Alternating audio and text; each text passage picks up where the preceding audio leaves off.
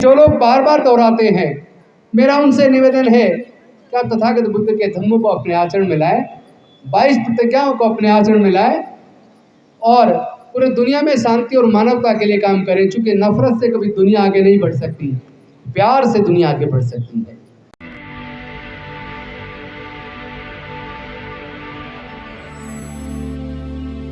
आज पूरे दुनिया में नफरत किस कदर हावी है। आप मणिपुर में देखिए क्या हुआ, और आज आप देख रहे हैं रसिया यूक्रेन के अंदर कितने लोग, बेकसूर लोग मारे जा रहे हैं।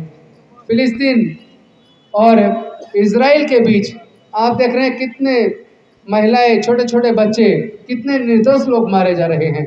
ऐसे नफरत के वातावरण में जहां धर्म नफरत बढ़ा रहा है, वहीं पर धम्म शांति पैदा कर रहा है, प्यार बढ़ा रहा है। पूरे दुनिया को शांति की जरूरत है, और मैं समझता हूँ शांति बुद्ध के धम्म में है, जहाँ दया है, करुणा है, ममता है, सील है, प्रज्ञा है। तो ये बुद्ध का धम्म कोई छोटी चीज नहीं है, ये समुदाय की बात नहीं है। पूरे दुनिया को शांति के लिए बुद्ध के धम्म के को अपने आचरण में लाने की जरूरत है। जहाँ जहाँ बुद्ध का धम्म फैलेगा, वहाँ वहाँ शांति फैलेगी, प्यार फैलेगा, तरक्की होगी, खुशहाली होगी, विकास होगा। और इस अवसर पे एक बात जरूर कहूँगा, डॉक्टर बाबा साहेब अम्बेडकर 24 सितंबर 1932 को पूना पैक्ट पर समझौता पर साइन करने के बाद दुखी क्यों थे? उनका मन दुखी क्यों था? उनका मन इसलिए दुखी था, उन्होंने पृथक निर्वाचन क्षेत्र मांगा था, उन्होंने अपने लोगों के लिए डबल वोट का अधिकार मांगा था। लेकिन गांधी जी अनशन पर बैठ गए, और गांधी जी की जान बचाने के लिए और तमाम देश के दलितों, आदिवासियों को नरसंहार से, कत्लेआम से बचाने के लिए मजबूरी में डॉक्टर बाबा साहेब अम्बेडकर जी ने समझौता किया। लेकिन उस समझौते का जो परिणाम देखकर डॉक्टर बाबा साहेब अम्बेडकर मन से दुखी थे, और उन्होंने कहा था कि मेरा मन करता है कि आज मैं बिजली के खंभे को चिपक के अपनी जान दे दूं।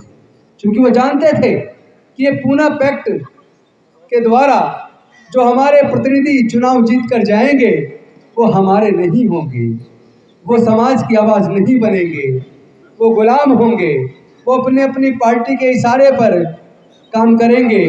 उन्हीं के सामने, उन्हीं की आंखों के सामने संसद के अंदर, विधानसभाओं के अंदर उन्हीं के समाज का कत्लेआम होगा, उनके हक अधिकार छीने जाएंगे, और वो उस अधिकार छीनने के फेवर में अपना वोट डालेंगे, उसके खिलाफ अपनी आवाज़ भी नहीं उठा पाएंगे।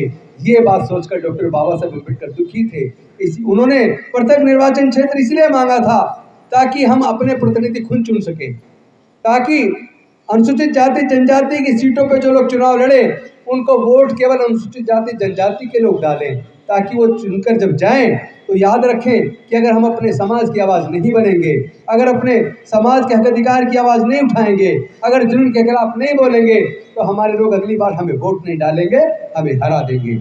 लेकिन ये जो पृथक निर्वाचन क्षेत्र की जगह संयुक्त निर्वाचन क्षेत्र आया, उसकी वजह से क्या हुआ कि जो भी SC ST की सीट पे लड़ता है, उसको केवल SC ST वोट नहीं डालता, सब लोग वोट डालते हैं, तो वो सबका चुनावा प्रतिनिधि हो जाता है, अपनी पार्टी का गुलाम बन जाता है, अपनी समाज की आवाज़ नहीं बनता। इसलिए हमने आज के इस अवसर पर मैं एक संदेश देना चाहता हूँ, जो मैं पिछले करीब 15 दिन से पूरे देश के कोने कोने में जाकर दे रहा हूँ, और अभी मैं 26 तारीख को निकल रहा हूँ यहाँ से कर्नाटक, आंध्र प्रदेश, और वहाँ से होता हुआ वहाँ भी एक ही संदेश कि अब हमारी अगली जो लड़ाई है वो पृथक निर्वाचन क्षेत्र की होने वाली है। क्योंकि हमारे प्रतिनिधि हमारे नहीं है, जो लोग SC ST की रिजर्व सीट से चुन के जाते हैं, वो लोग हमारी आवाज़ नहीं बन पा रहे हैं। उन्हीं के रहते हुए सरकारों ने साजिश के तहत एजुकेशन को महंगा करके हमारे बच्चों से एजुकेशन को छीन लिया है। उन्हीं के रहते हुए सारे सरकारी संस्थानों को बेच दिया, प्राइवेटाइज कर दिया, हमारे लोगों को नौकरी माने के रास्ते बंद कर दिए गए हैं। उन्हीं के रहते हुए उन्होंने ठेकेदारी प्रथा ला के हमारे 4th क्लास के एम्प्लॉयमेंट तक को बंद कर दिया, ठेके पे दे दिया। तो हमारे आगे बढ़ने के केवल 2 रास्ते थे, जो डॉक्टर बाबा साहेब अम्बेडकर जी ने बनाए थे। पहला, जो हमारे हजारों साल से पढ़ने लिखने पर धार्मिक बंदिश थी, व्यापार करने पर धार्मिक बंदिश थी, संपत्ति अर्जित करने पर धार्मिक बंदिश थी, उस बंदिशों को तोड़कर डॉक्टर बाबा साहेब अम्बेडकर ने हमारे पढ़ने लिखने के रास्ते खोलकर, शिक्षण संस्थानों में हमें रिजर्वेशन दिलवाकर, हायर एजुकेशन में आगे बढ़ने का रास्ता खोलकर और रिजर्वेशन के माध्यम से सरकारी नौकरियों में आकर आगे बढ़ने का जो रास्ता बनाया था, वो इन्हीं सरकारों ने धीरे धीरे वो दोनों रास्ते हमारे बंद कर दिए। एक तरफ उन्होंने प्राइवेटाइज करके हमारी नौकरियां छीन ली और एजुकेशन को महंगा करके हमारे बच्चों से शिक्षा छीन ली। जब शिक्षा चली जाएगी, जब नौकरियां चली जाएंगी, इतना पैसा हम लोगों के पास नहीं है कि वो अपना व्यापार कर सके। और जब ना व्यापारी बन पाएंगे, ना नौकरी में जा पाएंगे, ना पढ़ पाएंगे, तो उसके बाद हमारे लोग बनेंगे क्या? मजदूर बनेंगे। मजदूर बनने का मतलब है दोबारा से गुलाम बनेंगे। तो क्या आप अपने बच्चों को दोबारा गुलाम बनते हुए देखना चाहते हो? नहीं देखना चाहते तो इस लड़ाई को लड़ना होगा। लड़ने का एक तरीका है, इसे लड़ने के लिए, चूंकि ये लाठी गोली की लड़ाई नहीं है, इसकी ये विचारधारा की लड़ाई है।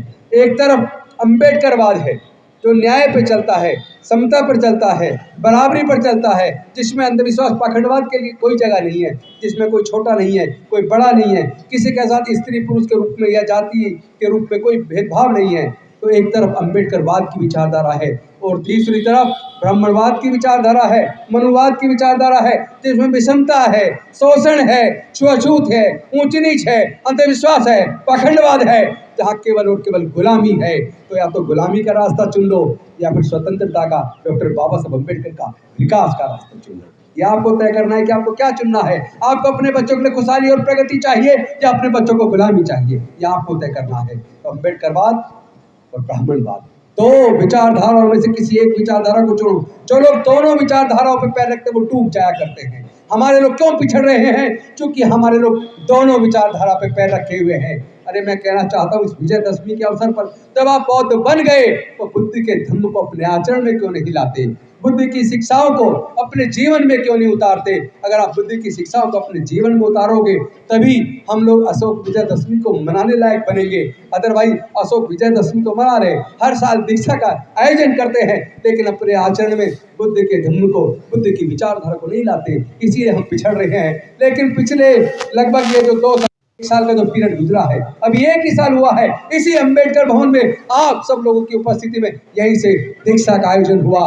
तब से पूरे दुनिया के अंदर 22 प्रतिज्ञाएं प्रचारित हो गई। तब से पूरे दुनिया में लगातार धम्म दीक्षा के समारोह हो रहे हैं और मुझे खुशी है आप सबको बताते हुए, तब से आज तक 1 साल के अंदर 6.5 लाख लोग बुद्ध के धम्म की दीक्षा ले चुके हैं। लेकिन मैं कहना चाहता हूँ, रस्म अदायगी के रूप में दीक्षा मत लीजिए, आप बुद्ध के धम्म को, उनकी शिक्षाओं को अपने आचरण में उतारिए। और डॉक्टर बाबा साहब अम्बेडकर का अगर सपना पूरा करना है, अगर आप नहीं चाहते डॉक्टर बाबा साहब अम्बेडकर जी की कुर्बानी बेकार जाए, अगर आप नहीं चाहते डॉक्टर बाबा साहब अम्बेडकर ने अपने 4 बच्चे खोए, जवानी में अपनी पत्नी खोई, उनकी वो कुर्बानी बेकार चली जाए, तो डॉक्टर बाबा साहब अम्बेडकर के विचारधारा पे चलिए, समाज को जोड़िए, जाति को समाज जोड़ो, क्योंकि जातियों ने हमारे समाज को कमजोर किया है। जाति हमारे उत्पीड़न का कारण है, जाति हमारे शोषण का कारण है, और हम लोग जब तक जातियों को जिंदा रखेंगे तब तक जाति की वजह से होने वाले उत्पीड़न जिंदा रहेगा। अगर जाति की वजह से होने वाले उत्पीड़न से मुक्ति चाहते हो तो जाति छोड़ो, समाज छोड़ो, बुद्ध की शरण में जाओ, बुद्ध के धम्म को अपनाओ, अपने आचरण में लाओ, तभी मैं समझता हूँ हमारा देश, हमारे लोग पूरी तरह आज़ाद होंगे, तभी दुनिया इस विषमता से मुक्त होगी, तभी दुनिया तरक्की के मार्ग पर डॉक्टर बाबा साहब अम्बेडकर की विचारधारा पर चलकर आगे बढ़ेगी। इन्हीं शब्दों के साथ मैं अपनी वाणी को विराम देता हूँ। बहुत बहुत धन्यवाद। नमो बुद्धाय। जय भीम, जय भारत।